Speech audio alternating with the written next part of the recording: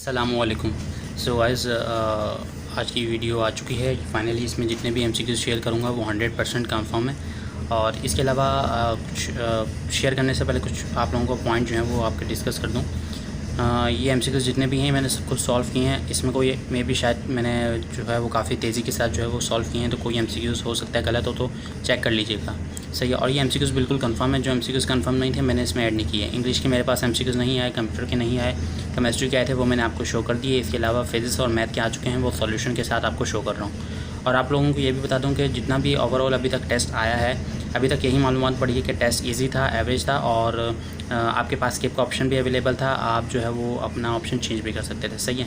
English का जो ज़्यादातर जो एमसीक्यूज़ रहते वो 5 पेपर से थे, और हर सेक्शन में 5 से 6 एमसीक्यूज़ 7 एमसीक्यूज़ काफ़ी ज़्यादा डिफ़िकल्ट थे, लेवल बहुत ज़्यादा मुश्किल था। और केमिस्ट्री में फॉर्मूला से जो है वो एमसीक्यूज़ आए थे।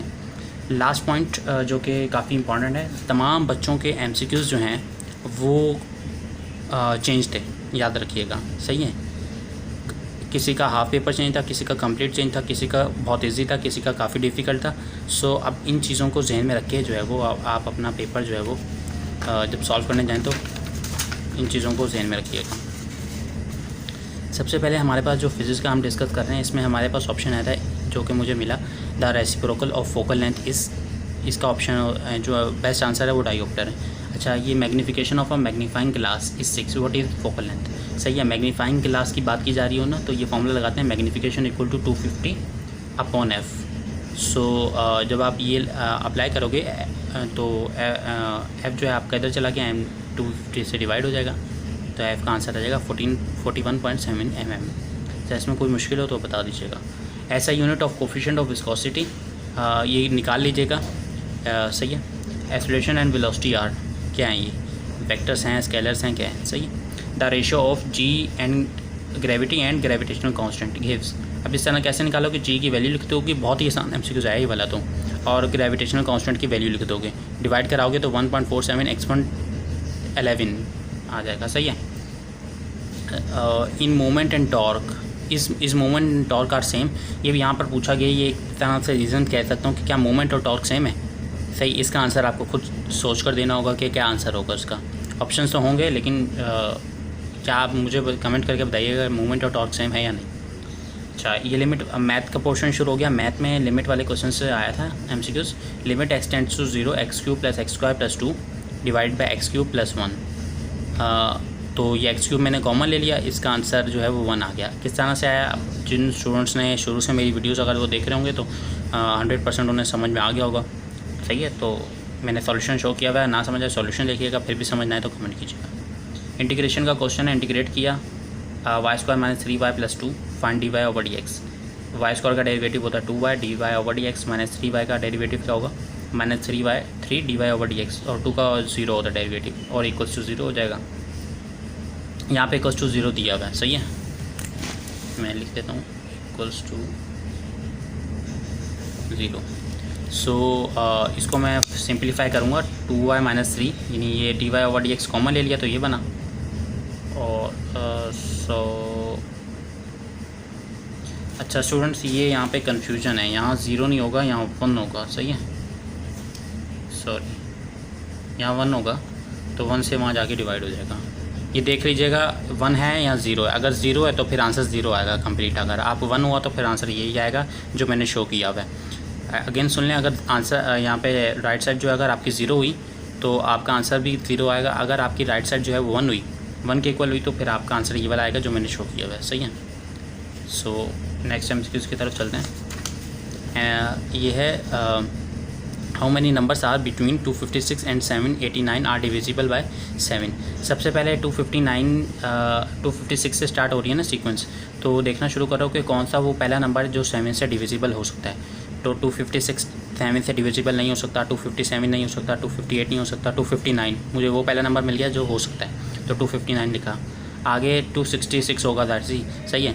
तो अब मुझे पूरी सीक्वेंस लिखने की ज़रूरत नहीं है। अब मैं क्या करूँगा, एंड का नंबर सर्च करूँगा। 789 जो है वो 789 नहीं हो सकता ना डिविजिबल, तो 788 हो सकता है, नहीं 787 786 785 784, तो 784 मिल गया जो डिवाइड हो सकता है। अब मैंने क्या किया कि इनके जब हम डिफरेंस मालूम करूँगा, यानी T2 माइनस T1, तो डिफरेंस आ गया 7। और फर्स्ट टर्म 259 है, लास्ट टर्म है 784, सही है। तो ये अर्थमेटिक प्रोग्रेशन बन गई। अर्थमेटिक में फॉर्मूला होता है Tn equal to a plus n minus 1 into D. N मालूम करना है, ए की जगह वैल्यू डाली, टी की वैल्यू डाली, टी एन की लास्ट टर्म की वैल्यू डाली, एन की वैल्यू आ गई 76। तो आपका आंसर क्या आ गया 76 टर्म्स।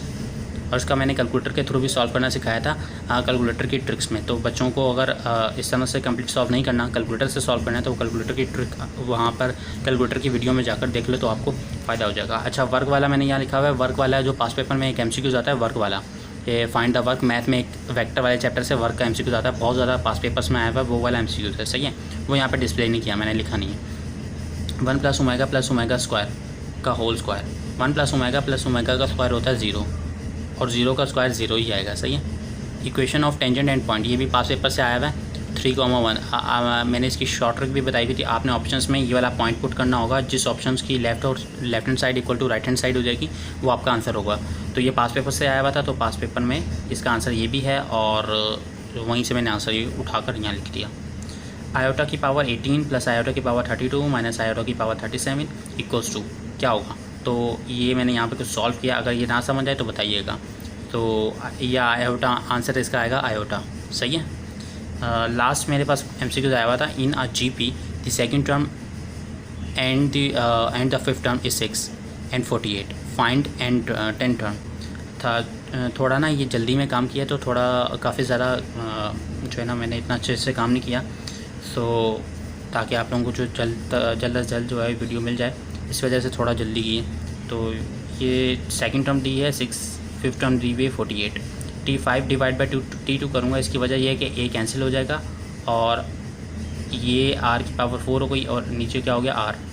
ये कहाँ से आया, ये कंप्लीट मैंने अपनी वीडियोस में ना, पहले वाली वीडियोस में एक्सप्लेनेशन दे चुका हूँ। इनकी सीक्वेंस ऑफ सीरीज़ की एक वीडियो यहाँ पे आई बटन में भी डाल दूँगा, सीक्वेंस ऑफ सीरीज़ की भी, और सर्कल वाले चैप्टर की भी, और शॉर्ट ट्रिक्स ऑफ कैलकुलेटर की भी। तो तीनों में से ये वाले जो पूरा काम है ना, मैंने अभी तो शायद मुश्किल है, जिन स्टूडेंट्स ने वीडियो नहीं देखी होगी तो उनको मुश्किल है समझ आए, लेकिन इसका आंसर फाइनल क्या आएगा 1536। अच्छा, ये मैं भी अभी अगर एक्सप्लेन करने बैठूँगा तो वीडियो की लेंथ काफ़ी ज़्यादा लंबी हो जाएगी। तो वो बच्चे जिन्होंने सिर्फ MCQs देखना चाह रहे हैं, तो उनके लिए सॉल्यूशन भी आ चुका है। अगर सॉल्यूशन ना समझे तो वीडियोस देख लीजिएगा, वरना कमेंट्स कर दीजिएगा। और स्टूडेंट्स, इसके अलावा बहुत सारे और भी MCQs जो कोई कंफर्म नहीं थे।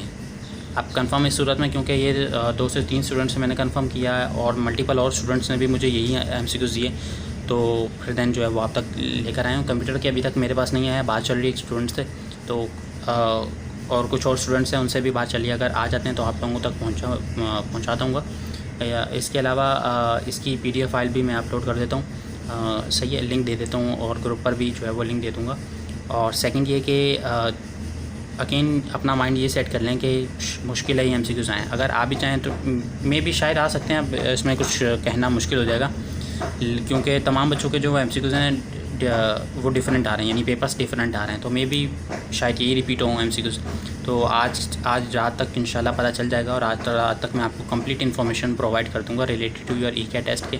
आपका टेस्ट सेम आएगा या क्या है, क्या तरीक़ेकार है, NET क्या प्रोसीजर जो है वो फॉलो कर रही है। सो गाइस, कनेक्टेड रहिएगा इस चैनल से, और अपने दोस्तों तक ये शेयर करें, ताकि मैक्सिमम रीच जो है वो हमारी स्टूडेंट्स तक हो सके, और हम मल्टीपल स्टूडेंट्स को क्वेश्चन जो है वो आप तक पहुँचा सकें। So thank you so much, stay tuned.